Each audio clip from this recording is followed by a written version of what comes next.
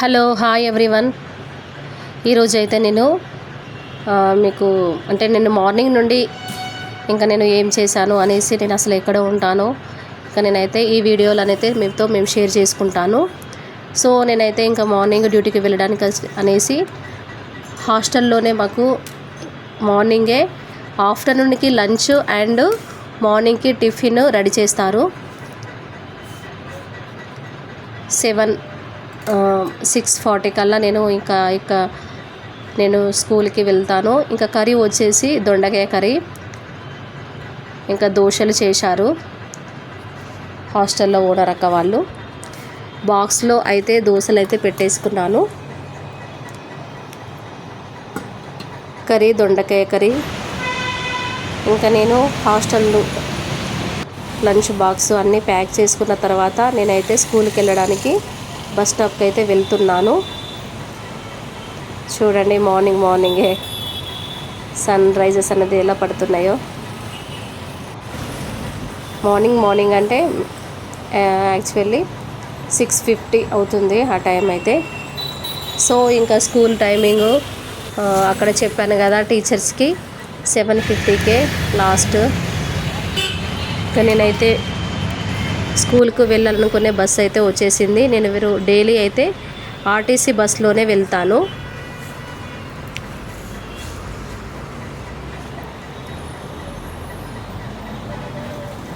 మార్నింగే చాలా మంచిగా ఫ్రెష్ గాలి అనిపిస్తుంది. ఫ్రెష్గా మంచి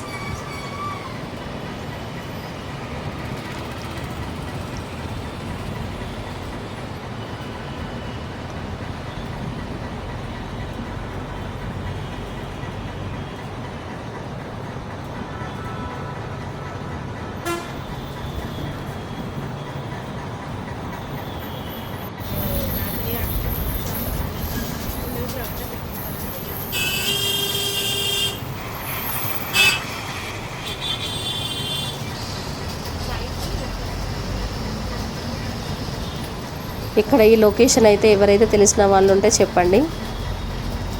నేనైతే ఇక్కడ హైదరాబాద్లో ఉంటాను. సో నేనైతే మీకు అక్కడ ప్లేస్ లొకేషన్ అయితే చూపించాను కదా, ఆ లొకేషన్ ఎవరైతే హైదరాబాద్లో ఉంటున్నారో తెలిసిన వాళ్ళైతే కామెంట్ చేయండి.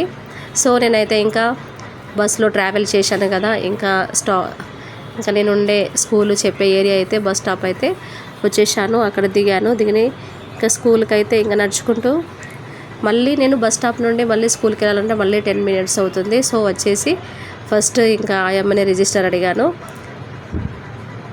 యాక్చువల్గా నేను అంటే దాని బిఫోర్ డే సిగ్నేచర్ పెట్టలేదు, ఆఫ్టర్నూన్ది. ఆ afternoon signature and morning signature అయితే చేశాను. సో నేనైతే హాస్టల్లో టిఫిన్ చేయను కదా. సో నేనైతే స్కూల్కి వచ్చిన తర్వాత టిఫిన్ అయితే చేస్తాను.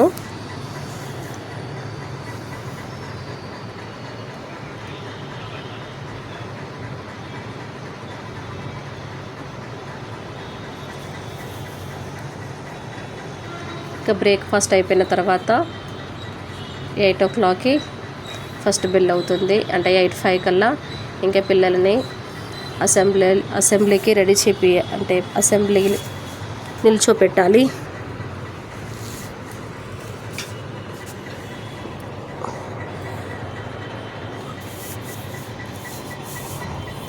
అయితే మీరు కూడా జాబ్ చేస్తూ ఇలా చదువుకుంటారా?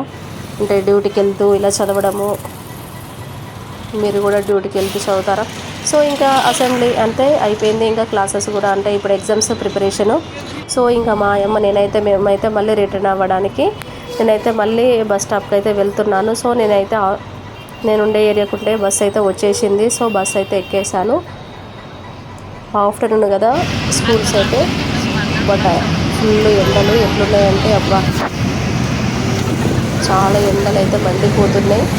ఇంకా ఎండలో హాస్టల్కి వెళ్ళేసరికి అయితే ఫుల్ టైర్డ్ అయిపోతాను. ఇంకా పిల్లలకి ఎగ్జామ్స్ కూడా జరుగుతున్నాయి. సో ఇంకా టీచర్స్ని చెప్పాను కదా 3 o'clock అయితే ఉంచుతారు. ఇక నేను మళ్ళీ తిరిగి హాస్టల్కి వచ్చేసరికి అయితే టైం అయితే ఇంకా 4 అవుతుంది. ట్రాఫిక్ ఉంటే 4:30 కూడా అవుతుంది.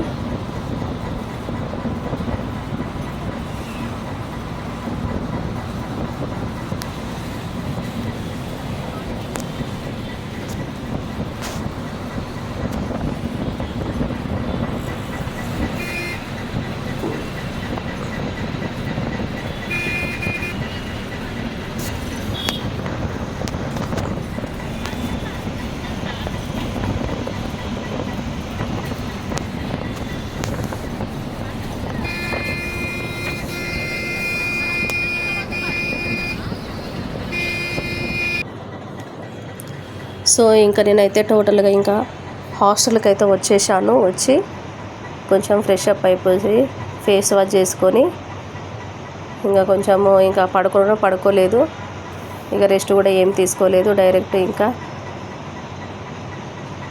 బుక్ అయితే తీసుకున్నాను, ప్రిపేర్ అవుతున్నాను ఎగ్జామ్కి.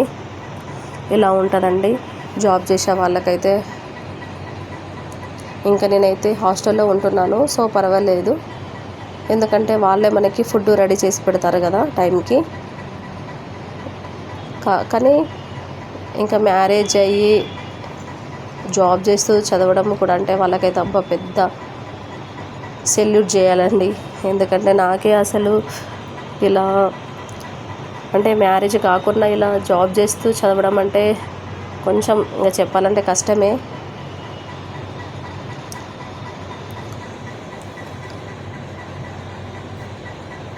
సో నేనైతే ఇంకా వచ్చి హాస్టల్కి వచ్చిన తర్వాత ఇంకా డిన్నర్ చేశాను. డిన్నర్ అయిపోయిన తర్వాత కూడా ఒక టైం టేబుల్ అయితే నేను ఇంత టైంలో నేను ఇది చదవాలని అయితే పెట్టుకున్నాను.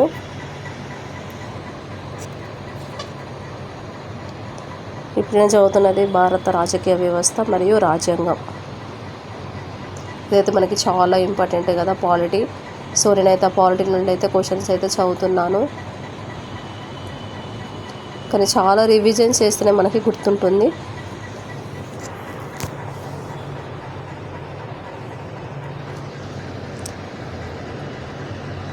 నేనైతే మ్యారేజ్ కాని వాళ్ళకు అంటే జాబ్కు ప్రిపేర్ అయ్యే వాళ్ళకైతే నేను ఇచ్చే గుడ్ సజెషన్ ఏంటంటే తొందరగా మనం ఎప్పుడైతే గ్రాడ్యుయేషన్లో ఉన్నప్పుడే ఒక జాబ్ అనేది ప్లానింగ్ పెట్టుకోవాలి. నేను దేనికి ప్రిపేర్ అవ్వాలనేసి అప్పుడే ప్లానింగ్ పెట్టుకొని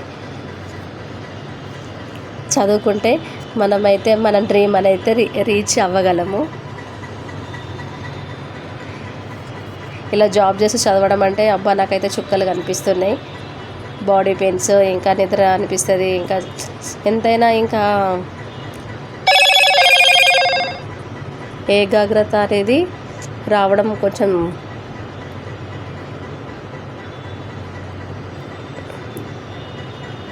చాలా కష్టమే అండి. సో ఎవరైతే నా వీడియో చూస్తున్నారో లైక్ చేయండి, సబ్స్క్రైబ్ చేయండి. మీ సబ్స్క్రైబ్ వల్ల అయితే నాకైతే చాలా ఎంతో ఉపయోగకరంగా ఉంటుంది. నాలాంటి వాళ్ళనైతే మీరు ఖచ్చితంగా సపోర్ట్ చేయాలని అయితే నేనైతే నా యూట్యూబ్ ఫ్యామిలీ అందరికైతే నేనైతే చెప్తున్నాను.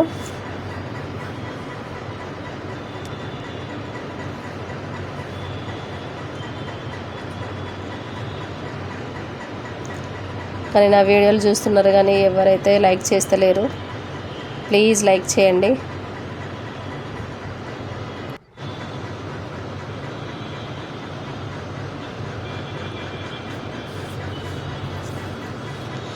యాక్చువల్గా ఈ ఛానల్లో నేను ఎందుకు అసలు ఇట్లా ఒక స్టడీ ప్రిపరేషన్ అనేది ఎందుకు పెట్టుకున్నానంటే ఇది ఒక ఛాలెంజ్ లాగా అయితే పెట్టుకున్నాను. అంటే నాది నేను ఒక ఛాలెంజ్, ఒక టైం టేబుల్ లాగా, ఒక ఛాలెంజ్ లాగా పెట్టుకోవడం ద్వారా ఆటోమేటిక్గా ఇంట్రెస్ట్ కూడా వస్తుంది. ఎందుకంటే మనము సెల్ఫ్గా ప్రిపేర్ అవ్వాలి. ఎందుకంటే ఇది స్టడీ సర్కిల్ అని ఏమి ఉండదు. ఒకప్పుడైతే ఇంకా కోచింగ్ తీసుకున్నప్పుడు అందరు చదివే వాళ్ళే ఉంటారు మనతోని, ఇంకా ఒకళ్ళని చూస్తే ఒకళ్ళు చదవాలి అని ఇంట్రెస్ట్ కూడా వస్తుంది. కానీ ఇప్పుడైతే మనము మన చుట్టూ ఉండే వాళ్ళు ఎవరు చదివే వాళ్ళు కూడా ఉంటారు. సెల్ఫ్గా ప్రిపేర్ అవ్వాలి, మనకి మనమే సెల్ఫ్గా ఇంకా మోటివేట్ అవుతూ మనమే చదువుకుంటూ ఉండాలి. నాకైతే చిన్నప్పటి నుండి నేను హాస్టల్లోనే ఉన్నాను, గురుకులంలోనే. ఎక్కడంటే వచ్చేసి హసన్పర్తి గురుకులం హాస్టల్లో. ఇంకా వచ్చేసి నేనైతే పాలిటెక్నిక్ చేశాను. పాలిటెక్నిక్ ఎక్కడంటే మన MGM వరంగల్లో ఉమెన్స్ కాలేజ్లో. ఇంకా తర్వాత సో నేను ఇంకా గ్రాడ్యుయేషన్ అయిపోయిన తర్వాత కూడా ఇంకా జాబ్స్కే ప్రిపేర్ అవుతూ ఉన్నాను. కాకపోతే నా బ్యాడ్ లక్ ఇంకా నేను యాక్చువల్గా వచ్చేసి 10th వరకు తెలుగు మీడియమే. సో అప్పుడు నేను బ్యాంక్స్ ఎగ్జామ్ రాస్తున్నప్పుడు కూడా కొంచెము లాంగ్వేజ్ అనేది ఇంగ్లీష్లో ఉంటాయి కదా, అప్పుడు నేనైతే ఇంగ్లీషు సబ్జెక్ట్ విషయంలో కానీ ఇంకా కొంచెం నేను క్వాంట్ రీజనింగ్ అప్పుడు కూడా అసలు ఫుల్ స్ట్రగుల్ అయ్యాను. అప్పుడు నేను బేసిక్స్ కూడా అంత కోచింగ్ తీసుకోలేదు, డైరెక్ట్ ప్రిపేర్ అయ్యాను. సో దానివల్ల చాలా ఇబ్బంది పడ్డాను.